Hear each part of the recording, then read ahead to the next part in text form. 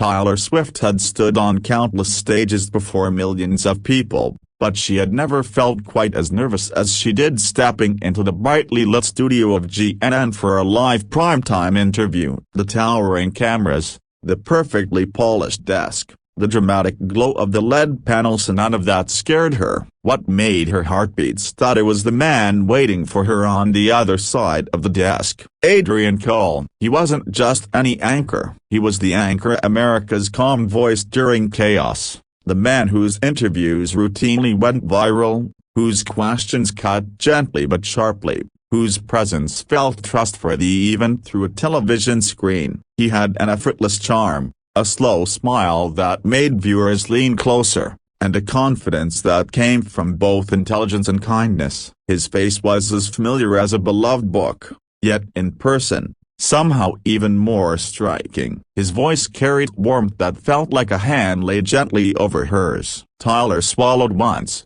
fixing her mic while pretending not to stare. She had seen him on TV thousands of times. She had even joked with her friends about having a tiny crush on him. But seeing him in person was something else entirely. When he turned toward her, she felt the full force of his attention, focused, gentle, but deep, like he saw not the celebrity but the person beneath. "Taylor," Adrian said, extending a hand. "It's an honor. Thank you for joining us tonight." His voice held a softness meant just for her. She smiled, placing her hand in his. "The honor's mine. My mom never misses your show." "That means she's a woman of incredible taste," he said lightly. She laughed before she could stop herself. Her cheeks warmed, and she hoped the camera lights hit it. The director signaled. Cameras rolled. The countdown began. 3 a broken bar, 2 a broken bar, 1 a broken bar. And suddenly they were live. The interview began like any other. They talked about her latest tour, her upcoming album, her life on the road. But it didn't feel like an interview. Adrian didn't fire questions, he invited stories. He didn't interrogate, he listened. And Taylor found herself opening up more than she expected. When he asked, "What's one thing you wish people understood about your life that they don't get from the music?"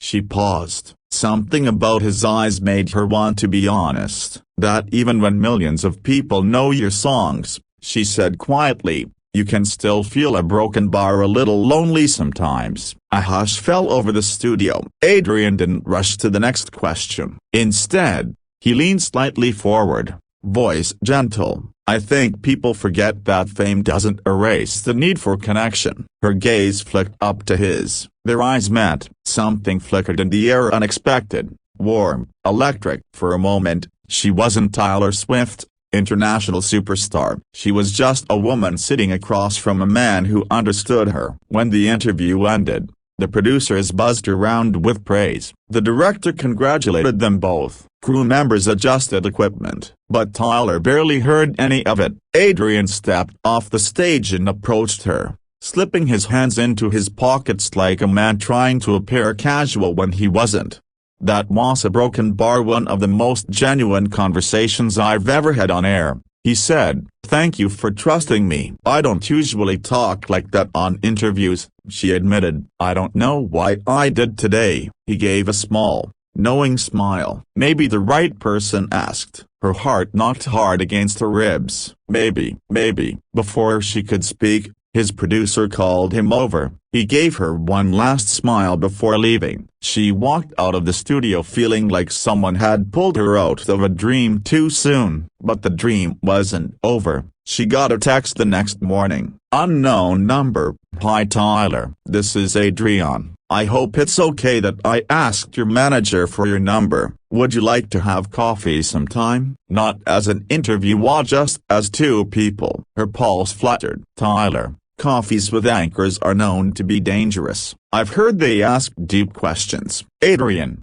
only the ones worth answering." They met 2 days later at a small cafe tilde copyright tucked between a bookstore and a flower shop. No paparazzi, no cameras, just a quiet corner table and 2 mugs of steaming cappuccino. "Before we start," she said, "I need to warn you, I'm hopelessly addicted to pastries. If you judge me for eating both a croissant and a muffin, we can't be friends. I should warn you, he said, I'm a journalist, I see everything, even pastry crimes. Perfect, she said.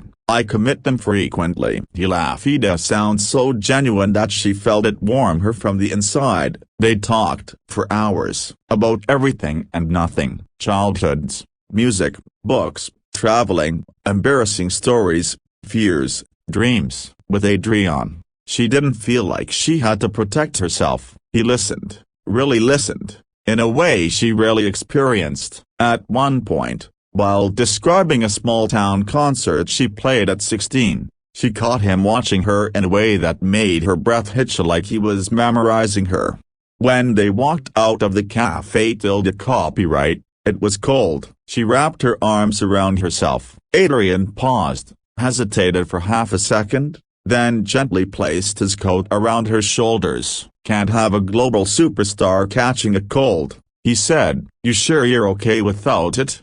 She teased. Completely, he replied, though he shivered lightly. She smiled and reached for his hand. He froze, surprised at her but only for a moment. Then his fingers laced with hers, warm and certain. Something shifted between them that day, something delicate but undeniable. Over the next few weeks, they met again and again, sometimes for breakfast, sometimes late at night when her rehearsals ended. Once, he showed up backstage with coffee because he knew she was tired. Another time, she brought him soup when he was working late at the studio. They exchanged inside jokes, soft smiles, lingering glances. Slowly, quietly, they fell into something neither of them had planned, and then came the night everything changed. She was staying in New York, finishing the last few days of rehearsals before her tour kicked off. Adrian texted, "Can I see you tonight?" She said yes. He arrived at her apartment rooftop just as the city lights shimmered below like full-on stars. He carried 2 slices of cheesecake,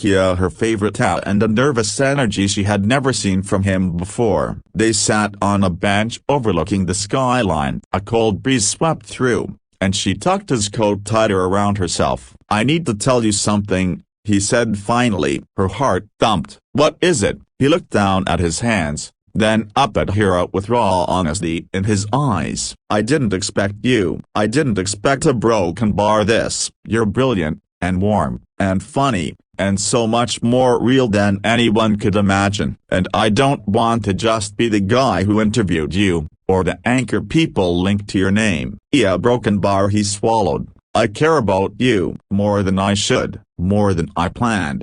Her breath caught. "Adriana, broken bar, and I know your world is complicated," he continued softly, "and mine is a broken bar, public in its own way. But if you feel anything like I do, just tell me, because I've tried to keep this inside, but I can't anymore." She stepped closer, the city glowing behind him. For a moment, she said nothing, then she whispered, "I care about you too." His exhale was shaky, like he'd been holding his breath for weeks. He reached for her carefully, as if making sure she wouldn't pull away. She didn't. Their hands met first, then their foreheads touched, the city wind brushing softly around them. "Tyler," he murmured. And for the first time in a long time, she felt Sophia like the world had paused just for them. He kissed her gently, slowly, with a warmth that melted every icy corner of her loneliness. It wasn't the kiss of a fan or an admirer. It was the kiss of someone who saw past the fame and headlines and loved the person behind it. When they finally pulled away, she rested her head on his shoulder as he wrapped his arms around her, both of them gazing out at the city. The world didn't know about them, not yet, but in that quiet rooftop moment, none of it mattered. Weeks later, when her tour began, Adrian surprised her by showing up in the front row of her first concert. Not as press, not as an anchor, but as someone who loved her. She spotted him mid-song and couldn't help smiling. It was real. It was theirs. After the show, he waited backstage. She walked straight into his arms. "You came," she whispered. "There was never a chance I'd be anywhere else," he said. And in that crowded hallway, surrounded by crew and noise and chaos, she suddenly understood. Love didn't always arrive with fireworks or dramatic twists. Sometimes it arrived quietly in interviews that felt like conversations, coffees that lasted hours,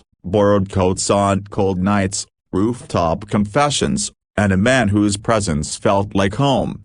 Taylor Swift had lived her life in the spotlight, but she had fallen in love in the shadows with the anchor who saw her heart before her fame. And for the first time in years, she wasn't lonely anymore. She was in love, deeply, unexpectedly, beautifully in love.